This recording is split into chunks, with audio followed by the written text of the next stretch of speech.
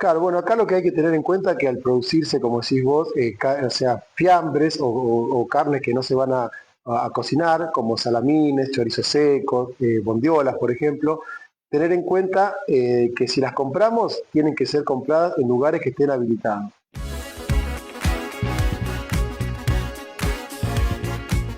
Activa el modo grosso con Crucianelli. Plantor, la Air Planter más ágil del mercado. Te brinda gran autonomía y excelente calidad de siembra, gracias a su dispositivo dual de semillas y fertilizantes. Ponete modo grosso. Ponete modo Crucianelli. Agrocomercial, representante oficial en Chivilcoy de Crucianelli, ubicado en Avenida Mitre 371, teléfono 02346 55 19 59. Nuestro mail info@agrocomercialsrl.com.ar. Hay equipo.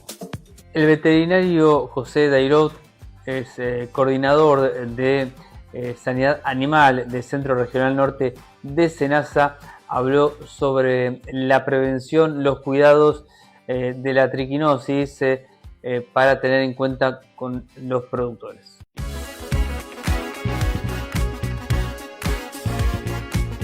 No, agradecerte a vos que te acercás para justamente, como decís, ayudarnos a difundir todas las tareas que hacemos y más que nada en este tema tan importante como es una enfermedad, una zoonosis, que tiene, digamos, el potencial de transmitirse de los animales a las personas y justamente en esta época invernal es donde ocurren la mayor cantidad de casos.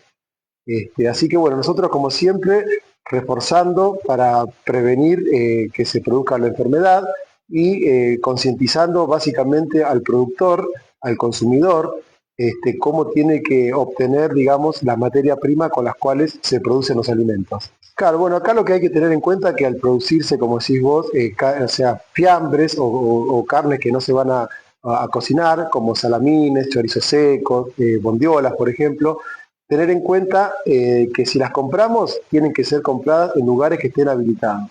¿Sí? Esto nos va a dar, o sea, cuando el producto tenga un sello, ¿sí? O sea, nos va a asegurar que se produjo en un establecimiento habilitado y por lo cual va a cumplir con toda la normativa y los análisis correspondientes.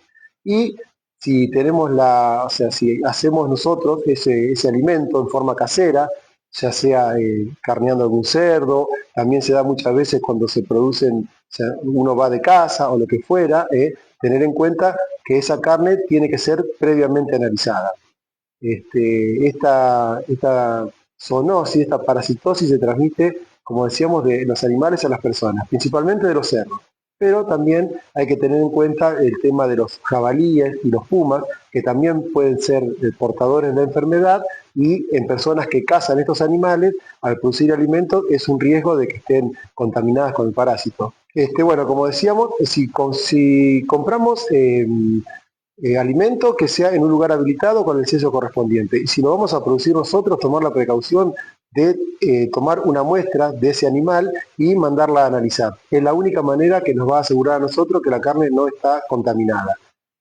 También referido a lo que me preguntabas vos, si había otra forma de saber si la carne está contaminada, no. ¿Sí? Porque esta enfermedad, tanto en el animal vivo, digamos, no se produce generalmente ninguna sintomatología. Entonces un animal de un aspecto saludable puede ser que esté enfermo, entonces nosotros al carnearlo y hacer algún alimento estamos corriendo el riesgo de enfermarnos. Y tampoco, digamos, la carne no cambia ninguna de las características organolépticas, digamos, serían, no cambia el olor, el sabor, el color, nada. O sea, una carne aparentemente normal puede estar contaminada y bueno, si la consumimos sin tener o sea, si la consumimos cruda, seguramente nos vamos a enfermar. Bueno, lo que hay que tener en cuenta es que lo único que inactiva al parásito es la temperatura, ¿sí? O sea, una carne que cuando la cocinamos ya pierda el color rosado, quiere decir que ha estado por lo menos a 70 grados centígrados, que es la temperatura que inactiva al parásito. Entonces, tener en cuenta eso, cuando consumimos carne, cocinarla bien, que pierda ese color rosado, y también tener en cuenta que lo que es la salazón, por ejemplo, cuando hacemos estos fiambres, el congelamiento o la cocción en un microondas no inactiva al parásito. La única manera es el calor a más de 70 grados centígrados. Exactamente, ¿sí? Compramos productos rotulados y si los fabricamos nosotros, tenemos la precaución de tomar una muestra, ya toda la gente sabe, digamos, de dónde se toma la muestra. Es un parásito que se aloja en músculos, principalmente de mucha actividad, entonces se toman muestras de músculos respiratorios, son músculos que están todo el día en actividad, entonces ahí es donde el parásito se va a alojar principalmente. Entonces tomando una muestra de ahí, de cada cerdo que vamos a consumir, vamos a estar tranquilos que no va a correr ningún riesgo. También tener la precaución digamos, mandar a analizar de todos los cerdos, porque nos hemos encontrado con algunos casos que por ahí aparece un foco de triquinosis, vamos al establecimiento y hay un análisis de triquinosis hecho al cerdo, digamos, pero cuando se toma en cuenta la cantidad de fiambre que se produjo y en la entrevista que se hace el productor, por ahí se carnearon 2 o 3 cerdos. Y el productor por ahí sin darse cuenta, como el cerdo estaban, todos convivían en el mismo lugar y todo, pensó que analizando uno ya era para quedarse tranquilo y no. O sea, sí, tomar una muestra, pero otro de los animales estaba infectado. Entonces, de cada cerdo del cual se producen alimentos, hay que tomar una muestra y hacerle el análisis que se llama digestión enzimática. Generalmente se hace en todas las municipalidades, los departamentos de zoonosis todos las hacen, en muchos casos son gratuitas y si no tienen un costo muy, muy bajo justamente para promover la práctica del análisis. O sea, acá lo que hay que tener en cuenta básicamente, o sea, que el cerdo se puede llegar a infectar, o sea, cuando es expuesto a malas condiciones de crianza, ¿sí? Ya sea no se lo pone una buena alimentación, se lo puede alimentar con residuos, con restos domiciliarios, ¿sí? Entonces la precaución sería alimentar a los cerdos con alimento apto para la producción, principalmente granos y cereales, ¿sí? Y también tener en cuenta que uno de los, digamos, los actores intermedios en la cadena de toda la difusión de la enfermedad son los ratones. Entonces, bueno, en buenas condiciones, que no haya ratas ni ratones en los criaderos y demás. Esas serían principalmente las principales precauciones que tenemos que tener, ¿sí? De lo que sería la bioseguridad, tanto ambiental como alimentaria.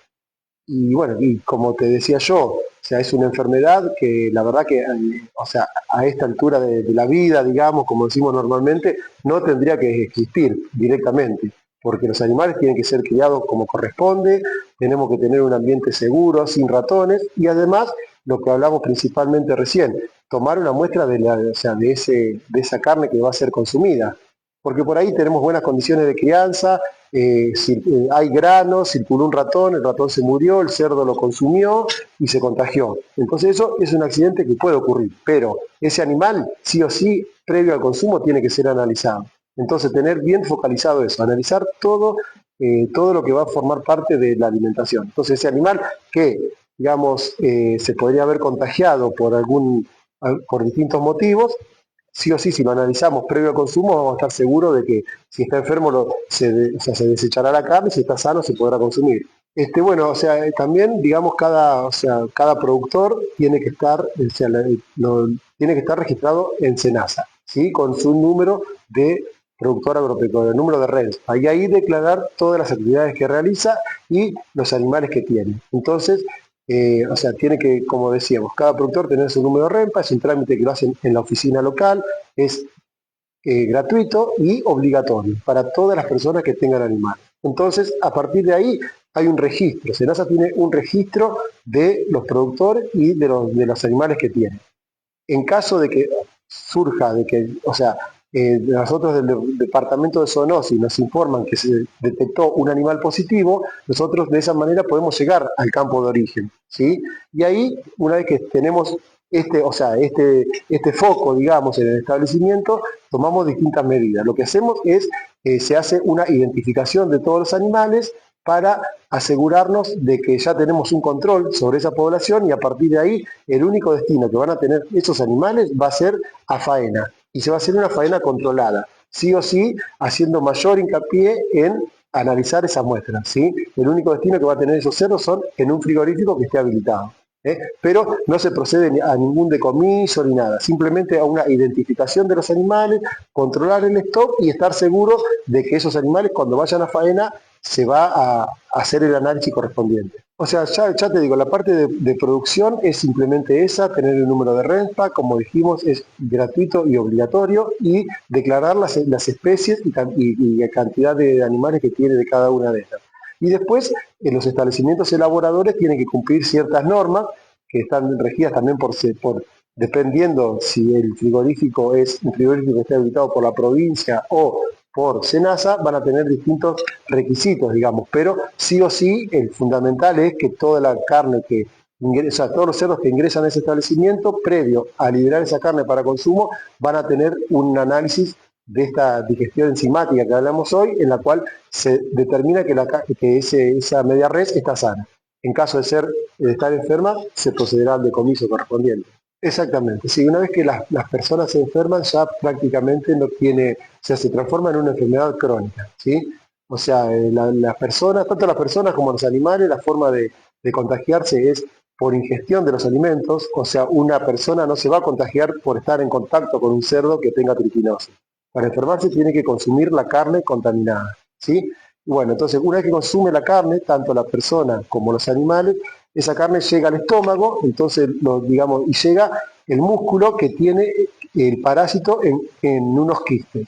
Entonces, con el ácido, digamos, del estómago, esos quistes se rompen y el parásito queda libre. Quedan larvas que cuando llegan al intestino, ahí se reproducen. Entonces, esas larvas, una vez que están en el intestino, se multiplican y comienzan a circular por el torrente circulatorio. Y luego de circular, se alojan en músculos. Como decíamos hoy, músculos que tengan mucha actividad, principalmente los músculos respiratorios, en los cerdos también los músculos maceteros, los de la masticación, que el cerdo está todo el tiempo masticando, y también lo más peligroso es que se pueden alojar en el corazón, porque como dijimos, músculos de mucha actividad, el corazón está todo el día funcionando, entonces es uno también de los músculos predilectos por el parásito. Y bueno, una persona una vez que se infecta, hay una fase que dura de 7 a 10 días en la cual esos parásitos, mientras están circulando, están por el intestino y mientras no se enquisten en los músculos, hasta ahí podría haber algún tratamiento que puede llegar a ser eficaz. Una vez que esos parásitos se enquistan en los músculos, ya los antiparasitarios no van a llegar a ese lugar y se va a producir el dolor, digamos, la sintomatología que presenta una persona con esta enfermedad en forma crónica ya son más que nada dolores musculares, ¿sí? Pero una de las primeras sintomatologías es cuando estos parásitos se liberan en el estómago y empiezan a circular por el intestino, ahí puede aparecer algo de vómitos, alguna diarrea, un poquito de fiebre. Entonces, en ese momento sería el momento en el cual con un antiparasitario se puede, digamos, curar la enfermedad, ¿sí? En la forma aguda de la enfermedad. Entonces, por ahí habría que tenerlo en cuenta si uno empieza con esta sintomatología, que también no es muy específica. Entonces, yo hoy empiezo con un poco de vómito, diarrea y demás, no voy a pensar que tengo triquinosis. Pero bueno, si yo en los días previos consumí un alimento que me generó desconfianza, lo que sea, está bueno indicárselo al médico en ese momento. Estoy con esta sintomatología, consumí un alimento potencialmente infectado, entonces en ese momento, con un tratamiento, puede ser que la persona no llegue a lo que es la fase crónica, cuando, como te dije recién, esa larva se enquista en el músculo y ya a partir de ahí no hay forma de quitarla de ese lugar. No, bueno, simplemente tener en cuenta que hay que producir, o sea, tanto por esta enfermedad como por otras tantas, alimentos seguros, ¿sí? Ya sea en la parte primaria, como dijimos hoy, si tenemos cerdos, también es importante tenerlos declarados en SENASA, para cualquier eventualidad poder llegar al origen, eso es muy importante, y bueno, para este caso, pues fundamentalmente, viste, con una buena alimentación, con un buen plan de saneamiento ambiental, y también ser responsables cuando consumimos, que si son alimentos que los producimos nosotros, estar seguro, o sea, hacer el análisis correspondiente. Y alimentos que consumimos, que compramos, que tengan las etiquetas correspondientes. Por ahí es muy riesgoso, la verdad que uno viaja por la ruta y ve unos productos ahí muy tentadores, pero cuando uno por ahí para o algo ve que no tiene ninguna etiqueta ni nada, yo aconsejo directamente no consumir esos productos, ¿sí? O sea, si los producimos nosotros, hacer los análisis correspondientes. Y si los compramos en lugares habilitados y productos etiquetados, rotulados. En Germinagro, encontrá la genética que mejor se adapta a tu lote, la genética de Supra Semillas, que te ofrece híbridos de maíz para ambientes de potencial, estabilidad, sanidad y también la línea de selección exclusiva para silo. En esta pre-campaña, encontrá las mejores condiciones de precio y financiación. Calle 11, número 16. Solicita asesoramiento al 2346 606 364.